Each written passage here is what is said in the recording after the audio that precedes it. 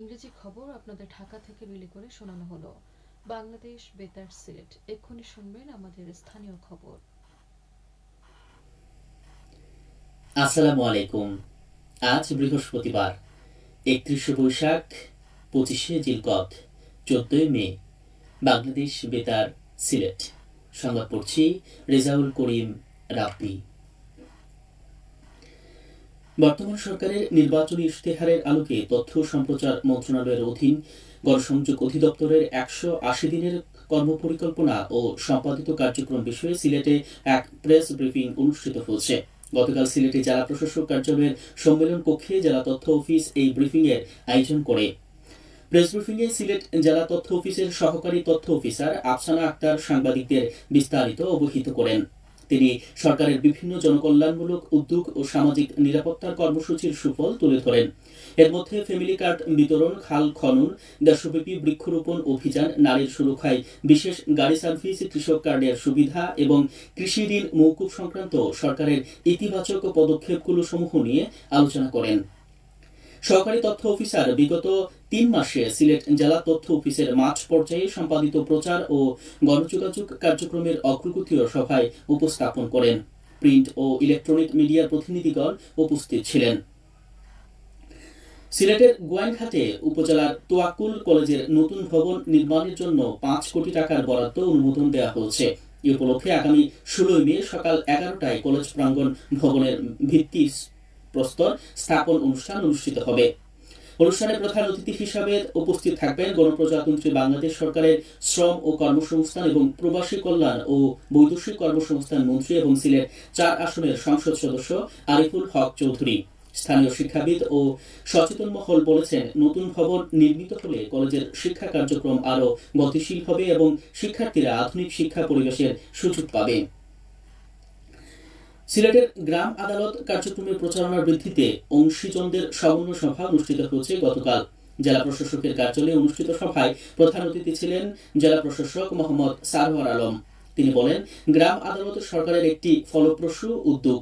পারিবারিক এবং স্থানীয় পর্যায়ের ছোটখাটো বিরোধগুলো গ্রাম আদালতের মাধ্যমে সহজে সমাধান করা সম্ভব।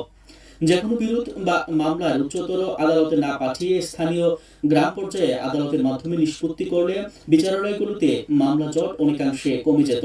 সভায় বিশেষ অতিথি ছিলেন অতিরিক্ত জেলা প্রশাসক সাইদা পারভিন। সিলেটে গত 24 ঘন্টায় হামের উপসর্গ নিয়ে আরও 3 শিশুর মৃত্যু হয়েছে। এ নিয়ে বিভাগের মৃত্যুর সংখ্যা দাঁড়িয়েছে 31 জনে। গতকাল সিলেট বিভাগীয় স্বাস্থ্য পরিচালকের কার্যালয় থেকে এসব তথ্য নিশ্চিত করা হয়েছে। এছাড়া গত 24 ঘন্টায় নতুন করে হাসপাতালে ভর্তি হয়েছে 92 জন সন্দেহভাজন রোগী। বর্তমানে সিলেট বিভাগের বিভিন্ন সরকারি ও বেসরকারি হাসপাতালে চিকিৎসাধীন রয়েছেন 217 জন সন্দেহভাজন হাম রোগী। গত 24 ঘন্টায় 30 জন রোগী ভর্তি হয়েছেন শহীদ শামসুদ্দিন আহমদ হাসপাতালে। একই সময়ে উসমানী মেডিকেল কলেজ হাসপাতালে ভর্তি হয়েছেন 26 জন। এ পর্যন্ত সিলেটে হাম শনাক্ত হওয়া রোগীর সংখ্যা দাঁড়িয়েছে 147 জনে। টেকসই উন্নয়ন ও সুশাসন নিশ্চিতকরণে ইউনিয়ন পরিষদের স্থায়ী কমিটির কার্যকারিতা বৃদ্ধি এবং উন্নয়ন কর্মসূচির সমন্বয় সমাধানে সুনামগঞ্জে এক আলোচনা সভা অনুষ্ঠিত হয়েছে। গতকাল পৌর শহরের হাসাননগর ওয়ার্ল্ড ভিশন হল রুমে এ সভার আয়োজন করা হয়। সভায় বাল্যবিবাহ ও শিশু শ্রম মুক্ত সমাজ গঠন, বিদ্যালয়ে ঝরে পড়া রোধ এবং স্থানীয় পর্যায়ে জনসচেতনতা বৃদ্ধির বিভিন্ন দিক নিয়ে আলোচনা করা হয়। এ সময় উপস্থিত ছিলেন বিভিন্ন ইউনিয়ন পরিষদের প্রতিনিধি ও স্থানীয় গণ্যমান্য ব্যক্তিবর্গ।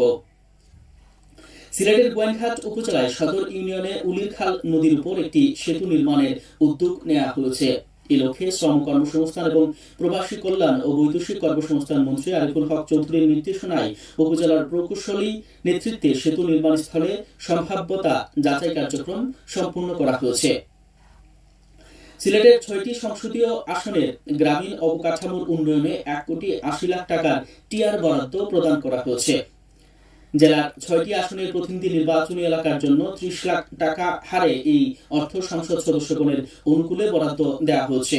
এই বিশেষ তহবিলের মাধ্যমে গ্রামীণ রাস্তাঘাট, মসজিদ, মন্দির, গির্জা, কবরস্থান, ঈদগাহ এবং মাদ্রাসার মতো স্থাপনাগুলো জরুরি মেরামত ও উন্নয়ন কাজ বাস্তবায়ন করা হবে। এই কর্মসূচির আওতায় প্রতিটি প্রকল্প গ্রহণ, অনুমোদন এবং বাস্তবায়নের কাজ আগামী 30 মের মধ্যে সম্পন্ন করতে হবে। সবশেষে আবহাওয়া।